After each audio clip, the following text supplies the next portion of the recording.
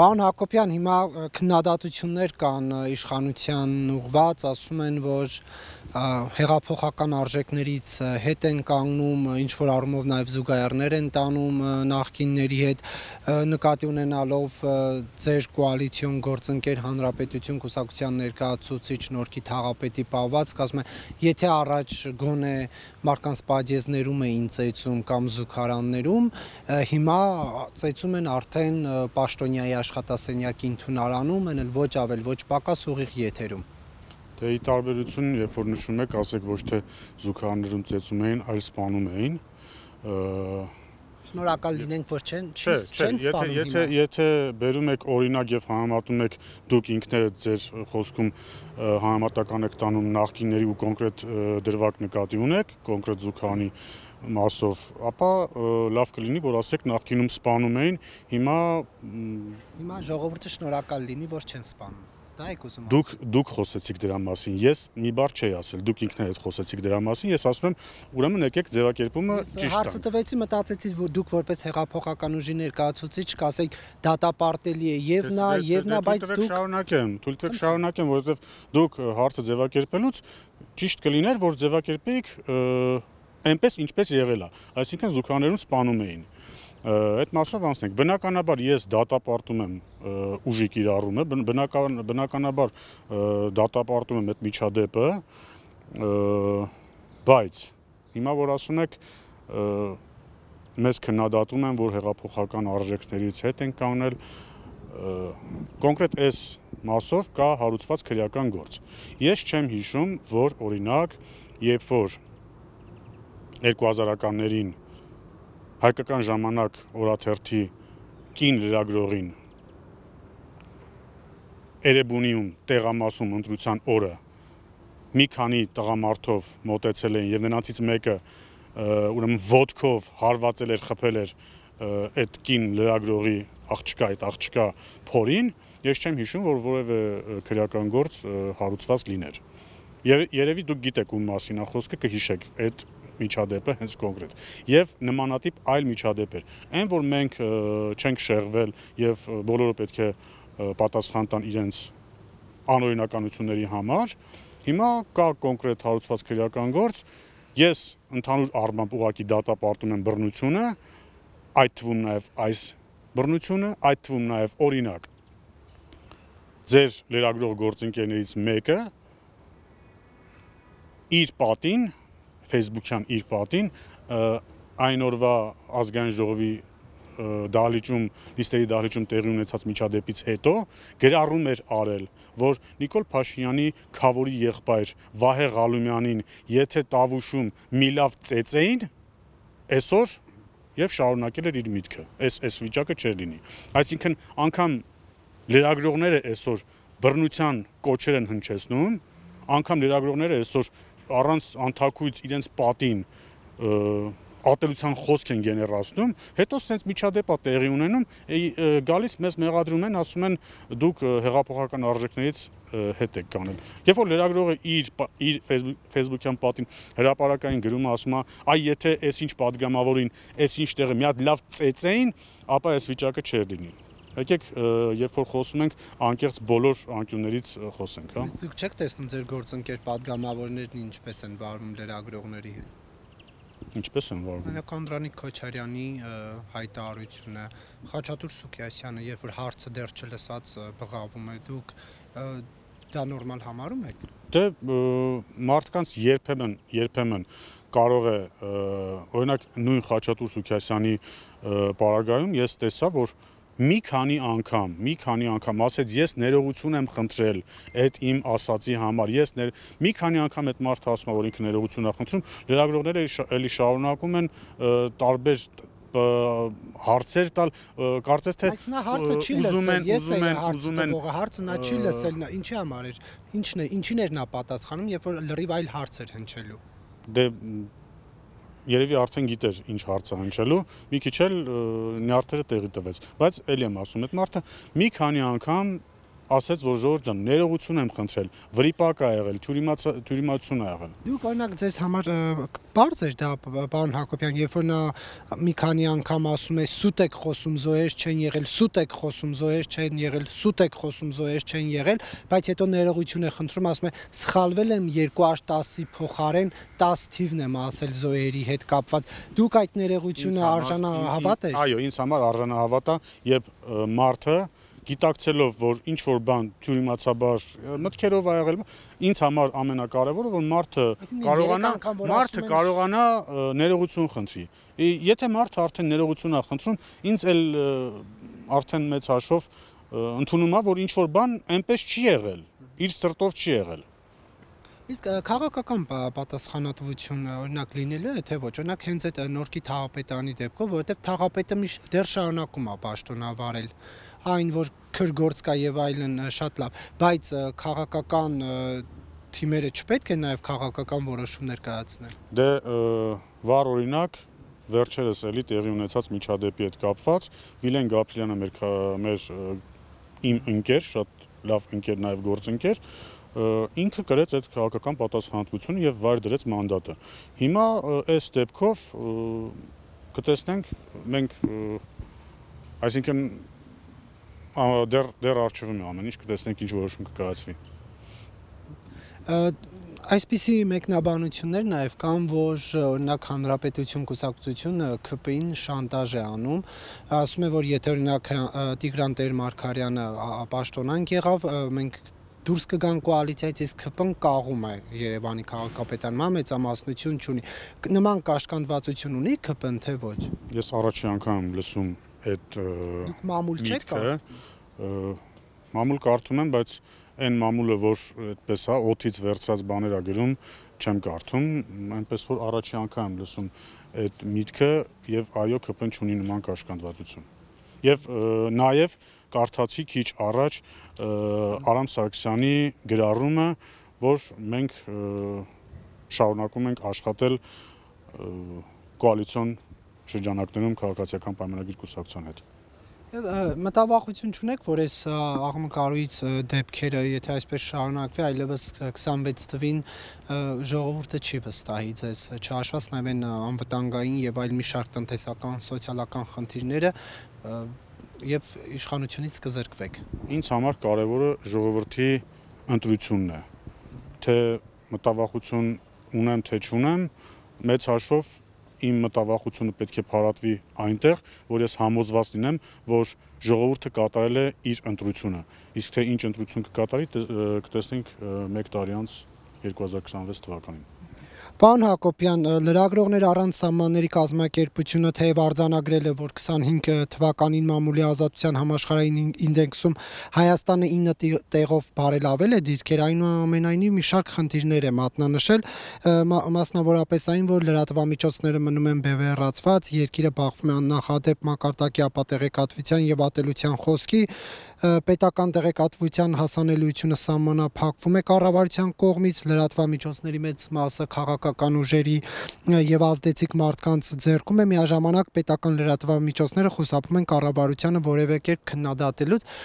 ինչու 7 տարի անց դեռ ունենք խնդիր, որ կա ատելության խոսք, որ կա խոսքի ազատության սահմանափակում, սա դուք համարում եք իշխանության ձախողումներից մեկը, որ այս ոլորտում չկարողացավ բարեփոխումներ անել։ Ոչ չեմ համարում, սա համարում եմ ձեռքբերում, երբ լրագրողը, կին լրագրողը իր Facebook-յան պատին քիչ առաջ օրինակը բերեցի։ Հենց ատելության խոսքն է դատապարտում, դուք ասում եք ձեռքբերում է եւ մեջ բերելով ինչ-որ։ Չէ, տեսեք, մեզ շատ հաճախ արդեն շատ վաղուց քննադատում են, որ ինչու կոշտ չենք վարվում այն մարդկանց հետ, ովքեր եւ այն լրատվամիջոցների հետ, ովքեր, չգիտեմ, հայոյում են եւ սուտ տեղեկություններ են հրապարակում, բայց մենք ասել ենք եւ շարունակում ենք ասել, որ Հայաստանի Հանրապետությունում խոսքի ազատություն է։ Այո, երբեմն այդ խոսքի ազատությունը խառնվում է հայոյանքի, վերածվում է հայոյանքի, ինչի համար մեզ մեղադրում են, բայց այո, հենց այդ մամուլի ազատության եւ խոսքի ազատության շնորհիվ է, որ դուք նշեցիք, որ 9 տեղով բարելավել է։ Այո, խնդիրներ կան, այո կան, բայց այդ խնդիրները ոչ թե այդ բևեռացումը, որ կա, որ զեկույցի մեջ գրված է, այդ լրատվամիջոցները իրենք են բևեռանում։ Երբ որ լրատվամիջոցը սկսում է, հա, սուտ հոդվածներ գրել, որ օրինակ ես ծխախոտի մաքսանենգությամբ եմ զբաղվում, հետո երբ որ ես դատեր եմ հաղթում, այդ լրատվամիջոցները չեն հրապարակում այդ դատերը, հետո երբ որ լրագրողները սկսում են փողոցային լեքսիկոնով խոսալ падգամավորների հետ, վառ օրինակ Գյումրիում, երբ որ մի լրագրողուհի, թե չգիտեմ, արդեն խմբագիր է, օրինակ Կարեն Սարուխանյանի հետևից ասում էր. «Լավ դու մի հատ ասենք ես նողկանք էի ուղակի ապրում այդ կնոջ ձայնը այդ ձևով լսելուց»։ Իսկ որ օրինակ լրագրողների մուտքն են ազգային ժողով սահմանափակում, ազգային ժողովի նախագահի որոշմամբ կամ անվտանգության աշխատակիցներին հրահանգում է կին լրագրողներին քարշ տալով դուրս անել, նողկանք զգում եք թե ոչ։ Ես բացառում եմ, որ որևէ անվտանգության աշխատակցի հրահանգվի կին լրագրողներին քաշելով տանել։ Այսինքն կադր կա, որտեղ որ հրահանգ է հնչում, ասում են գնացեք կին լրագրողներին քաշելով տարեք։ Ցույց տվեք ինձ այդ հրահանգի կադրը եւ ես նոր կպատասխանեմ։ Որտեղ անվտանգության աշխատակիցները երկու կին լրագրողի բռնությամբ հեռացնում են ազգային ժողովից։ Դա նշանակում է, որ հրահանգ է եղել կին լրագրողներին բռնությամբ հեռացնել։ Բայց եթե հրահանգ չի եղել, ինչպես է դրան ականատես եղել։ Ես չգիտեմ, բայց ես ասում եմ դուք ցույց տվեք ինձ այն հրահանգը, որտեղ որ կոնկրետ հրահանգ է հնչում կին լրագրողներին բռնությամբ հանել դուրս։ Այդ ժամանակ կպատասխանեն ձեր հարցին։ Շատ լավ, բայց դա եղել է եւ ընդ որում ազգային ժողովի նախագահի ներկայությամբ։ Ես չեմ ասում չի եղել, որ կին լրագրողներին անվտանգությունը հեռացնի։ Ես ասում եմ դուք ասում եք, որ հրահանգ է եղել, որ կին լրագրողներին ուժով հեռացնեն, ես ասում եմ այդ հրահանգը ինձ ցույց տվեք։ Բայց եթե հրահանգ չի եղել, ինչպես որոշվեց։ Իրենց աշխատանքն են կատարել, թե հիմա լավ են կատարել, թե վատ են կատարել, դա հարցի այլ կողմն է, բայց ասենք այդ մարդիկ իրենց աշխատանքն են կատարել։ Եվ ամեն պահի չի, որ անվտանգությունը պետք է կոնկրետ այդ պահին ունենա հրահանգ։ Իրենք ունեն գործառույթներ եւ աշխատում են այդ գործառույթների շրջանակում։ Եվ ինչու չեն լսում Նիկոլ Փաշինյանին, հանձնարարությունները չեն կատարում ըստ պարոն Հակոբյան։ Օրինակ Նիկոլ Փաշինյանի բազմաթիվ հայտարարություններից հետո կառավարության նիստում արված, որ մայթերը քաղաքացիների համար են, պետք է միայն քաղաքացիները բան անեն, հա, քայլեն, բայց հետո մենք էլի տեսնում ենք մայթերի ծայրից ծայր մեքենաներով է կայանված, կամ ինչ-որ մեկը ապրանք է հանեդրել վաճառում, կամ շինարարական նյութեր են դրած։ Այսինքն Նիկոլ Փաշինյանը, որ ասում էր Քյասիբի ռադիո, հա, ոնց որ դե մյուս ենթականերն են դա այդպես ընկալում, որովհետև վարչապետի այդ քննադատությունից, հանձնարարությունից հետո մեծամասամբ բան չի փոխվել։ Սա ինչի հետևանք է։ Ես չէի ասի, որ չի փոխվել, փոխվել է, այլ հարց է, տեմպը մեզ գոհացնում է թե չէ, այո, չի գոհացնում եւ վարչապետը հենց այդ կարծում եմ տեմպի մասին է խոսում, որ չի գոհացնում։ Վատ եք աշխատում այսինքն։ Վատ չենք աշխատում։ Ուղղակի կան որոշ դեպքեր, որ չեղած ինստիտուտը զրոյից սկսում ենք սարքել, այսինքն ինստիտուտներ կան, որ չեն եղել, ոչ միայն եղել են, թերի են եղել, այլ չեն եղել, եւ հիմա սկսում ենք այդ ինստիտուտները զրոյից կայացնել։ 7 տարի չեք կարողանում սա։ Դե եթե 30 տարի քանդել են, 30 տարվա քանդածը կարծում եմ 7 տարում այդքան էլ հեշտ չի սարքել։ Բայց ավելի շատ դուք սարքում եք, թե քանդում եք այս տարիների ընթացքում։ Մի անգամ վարչապետը շատ ճիշտ մի միտք ասաց, որ առանց քանդելու չես կարող սարքել։ Եթե ինչ-որ բան հիմքը, եթե ոչ, ես ասացի կան ինստիտուտներ, որ գոյություն չեն ունեցել, բայց կան ինստիտուտներ, որ շատ խարխլված հիմքով են դրված եղել, եւ եթե դու հիմքը չքանդես, դու որակյալ բան չես կարող կառուցել խարխլված հիմքի վրա։ Եվ ավարտենք արդեն։